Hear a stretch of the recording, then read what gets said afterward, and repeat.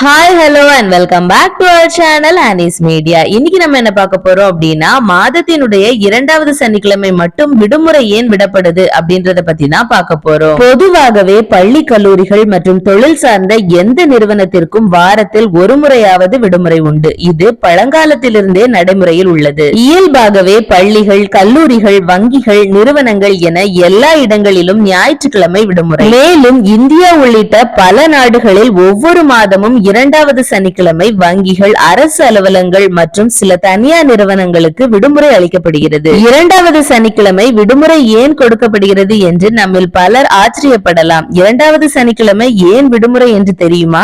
19வது நூற்றாண்டில் பிரிட்டிஷ் அதிகாரி ஒருவருக்கு உதவியாளர் இருந்தார். வயதான பெற்றோரை சந்திக்க விடுமுறை நாட்களில் மட்டும் ஊருக்கு செல்வது வழக்கம். சில சமயம் அதுவும் சாத்தியமில்லை. இந்த சந்தர்ப்பத்தில் அவரை பார்க்க அவருடைய பெற்றோர் வந்திருந்தார்கள். இதை அறிந்த ஆங்கிலேய அதிகாரி மாதந்தோறும் இரண்டாவது சனிக்கிழமை ஊருக்கு செல்வதற்காக உதவியாளருக்கு விடுமுறை அளித்தார். எனவே அப்போதிருந்த பிரிட்டிஷ் அரசாங்கம் அதிகாரப்பூர்வமாக இரண்டாவது சனிக்கிழமை விடுமுறையை வழங்க தொடங்கியது. இந்திய அரசு சுதந்திரம் அடைந்த பிறகும் இந்த விடுமுறையை கடைபிடித்து வருகிறது. இரண்டாவது சனிக்கிழமை விடுமுறை கொடுப்பதன் பின்னணியில் உள்ள உண்மை இதுதான். ஆங்கிலேயர்களால் தொடங்கப்பட்ட இரண்டாவது சனிக்கிழமை விடுமுறை இன்னும் அமலில் உள்ளது. மேலும் ஞாயிறு ஏன் மிகவும் முக்கியமானது தெரியுமா? கிறிஸ்தவ மதத்தின்படி கடவுள் உலகை 6 நாட்களில் படைத்தார். படைப்பு செயலால் சோர்வடைந்த அவர் ஞாயிற்றுக்கிழமை ஓய்வெடுத்தார். இதனால் ஞாயிற்றுக்கிழமை கிறிஸ்தவர்களுக்கு முக்கியமான நாளாக மாறியது. கிறிஸ்தவத்தை பின்பற்றிய ஆங்கிலேயர்கள் உலகின் எல்லா நாடுகளையும் ஆண்டனர். இதனால் கிட்டத்தட்ட எல்லா இடங்களிலும் ஞாயிறு விடுமுறையை கொண்டு வந்தனர். இந்தியாவில் 1843 முதல் ஞாயிற்றுக்கிழமை விடுமுறை அமலுக்கு வந்தது.